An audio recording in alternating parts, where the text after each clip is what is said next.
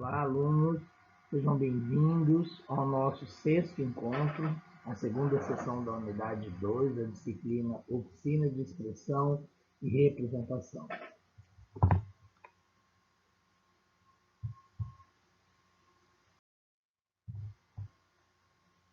Iniciamos a sessão anterior aprendendo sobre a importância do uso adequado das achuras e escalas tonais na representação de objetos. Os conhecimentos adquiridos na unidade anterior serão aprimorados com o aprofundamento do conceito de luz e sombra que nessa unidade, com o qual iremos aprofundar o conhecimento de alguns conceitos importantes, por exemplo, a claridade, a obscuridade, sombra própria, sombra projetada, luz mínima, luz natural ou até mesmo luz artificial. Desejo a vocês um bom estudo aí nessa sessão que vamos falar de luz e sombra.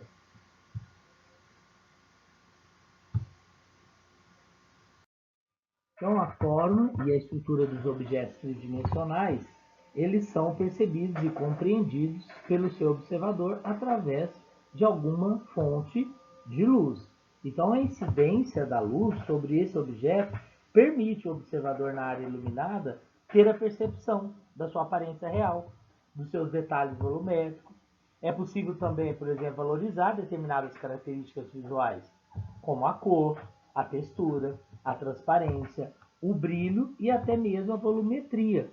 Então, são situações aí que nos auxilia para a verificação da luz e sombra sobre esse objeto tridimensional. Dessa forma, no desenho de observação expressivo, nós temos três tipos básicos de luz que podem incidir sobre esse objeto, né? Nós temos a luz mínima, nós temos a luz natural e também a luz artificial, na qual o observador pode perceber detalhes volumétricos. É possível também valorizar determinadas características visuais, tais como a cor, a textura, a transparência e o brilho e até a volumetria, como nós podemos verificar aí nessa figura que está ao lado. Nós podemos observar o ambiente, ele foi desenhado e aplicado aí uma achura, uma pintura, onde a gente consegue ver aonde essa luz e sombra reflete aí nesse desenho, né? Podemos verificar bem assim no sofá, na cortina da janela, né? São detalhes importantíssimos. A ausência de luz ou a ocorrência de uma luz mínima oculta, né, os detalhes dos objetos, como a textura e o acabamento. Por isso que está tudo preto na figura abaixo aí, mas acentua a sua forma, seu volume, com a aplicação aí que a gente pode perceber da figura abaixo, a luz mínima, a representação de objetos sobre a incidência mínima de uma fonte luminosa, com quase a ausência de luz. Então, nós devemos apresentar o objeto em todo escuro, como está na figura. E a partir do canto mais próximo do observador, traçar as linhas luminosas, ou os traços luminosos, em suas arestas, seus vértices ou linhas de contorno, seguindo aí a forma do objeto. No caso da existência de uma fonte de luz natural, ou seja, luz do sol ou da lua, devemos observar algumas questões para representar fielmente os objetos quanto à fonte de luz, se ela for forte ou se ela é fraca. E quando a fonte de luz é forte, a sombra projetada por ela deve ser intensa. E quando a fonte de luz é fraca, a sombra projetada por ela deve ser difusa, sem demarcação de contorno. O que detonará a intensidade da sombra será o nível de obscuridade da achura utilizada aí no seu desenho.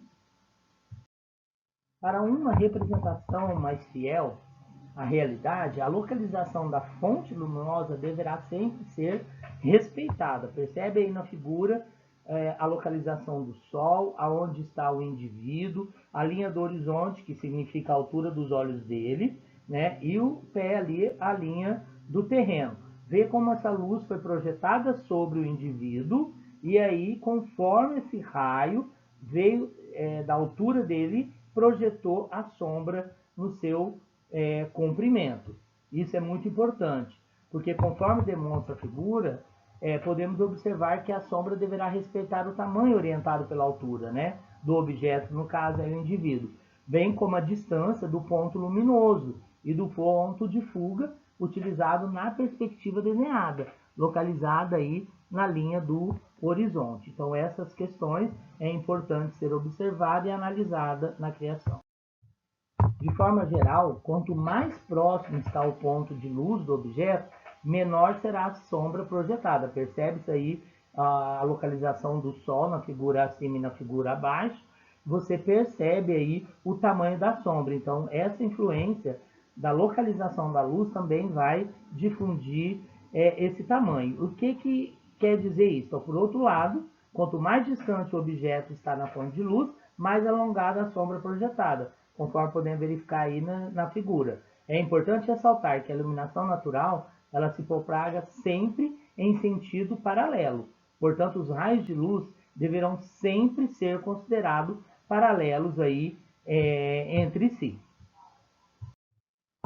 Para a representação de um espaço interno iluminado por uma fonte de luz artificial, os objetos alocados no ambiente são iluminados de forma radial. Percebe aí na figura que nós temos uma luminária no teto que está refletindo esses raios de luz sobre 3 objetos no piso. Esses 3 objetos são representados por esses 3 cubos.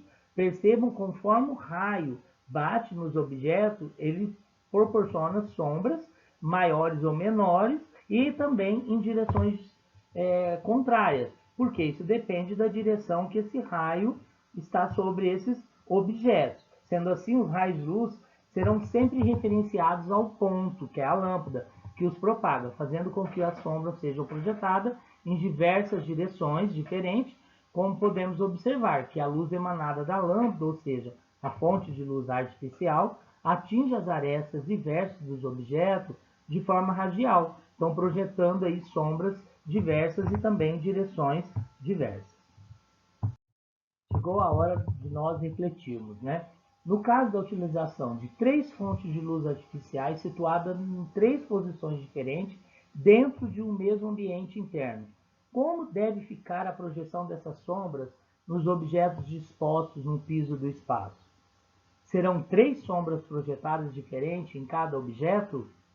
Então, isso faz com que a gente pense aí como propaga essa sombra. Claro que já dá para a gente verificar que realmente serão 3 sombras projetadas, mas um detalhe dessa questão é onde esses raios estão sendo interseccionados. Quer dizer, onde tem intersecção desses raios, né? Isso é importante, porque isso vai influenciar na tonalidade do sombreamento.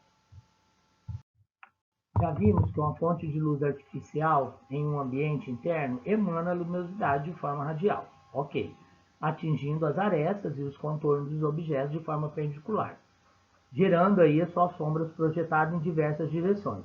Veja como a gente tem uma alta intensidade de luz artificial no ambiente e quando a gente tem uma baixa intensidade de luz artificial nesse ambiente, que é quase uma penumbra nessa figura ao lado.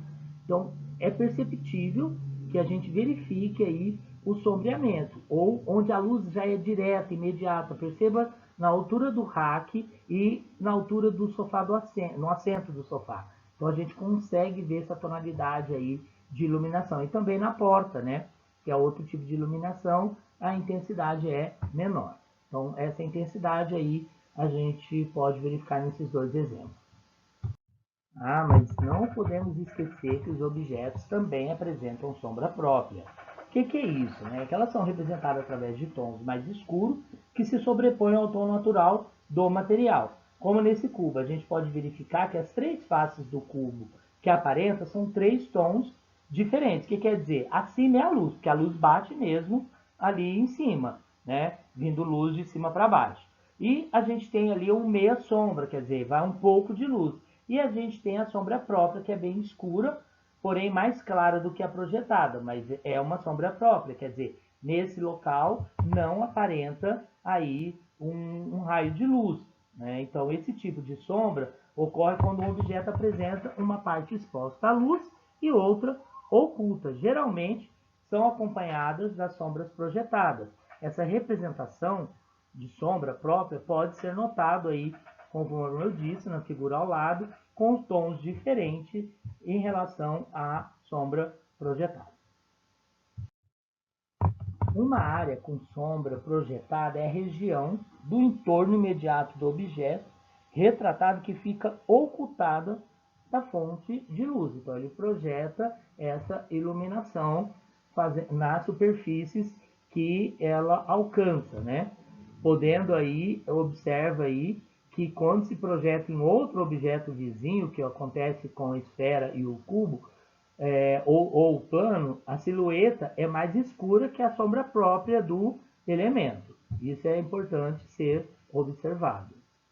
E agora chegou a hora do vamos colorir com luz e sombra, utilizando lápis de grafite para a versão preto e branco e lápis aquarela para a versão colorida do desenho abaixo, que naturalmente ele pode ser reproduzido por vocês. Então, essas duas atividades deverão ser entregues até o dia 20 de abril de 2020. Vocês podem reproduzir esse desenho de várias formas, como impressão, decalque utilizando as folhas de manteiga ou vegetal e até mesmo a reprodução à mão livre. Fica a critério de vocês qual que é a melhor forma aí de reprodução. Eu irei enviar o arquivo para vocês no grupo da sala, no WhatsApp, conforme combinado na nossa aula online. E vai uma dica aqui para vocês utilizarem uma folha de papel toalha dobrada embaixo da sua mão, que você elaborará o desenho. Essa dica, né, é para evitar que a folha do desenho fique manchada de grafite conforme você desliza aí o lápis sobre o papel. Isso garante que o seu trabalho se mantenha limpo e também bem executado. Então, mãos à obra e bom trabalho. Então, o que nós podemos concluir sobre luz e sombra? Então, uma fonte de luz com grande intensidade gera sombras de grande intensidade, escuras, densas, como nós podemos observar na figura abaixo, onde existia uma brincadeira da infância que a gente fazia com a mão, e aí usava a luz natural do sol, que refletia na parede os bichos, o pato, o cavalo, o pássaro, a cobra. Então, existia essa brincadeira e era já cientificamente estudada aí sobre luz e sombra, né? Que a gente pode fazer essas projeções, mas se ela é intensa, escura. E claro, se for de menor intensidade, vai ter uma sombra mais clara. E a nossa aula vai ficando por aqui. Até o nosso próximo encontro, onde vamos falar sobre perspectiva tonal. Bons estudos e bom trabalho.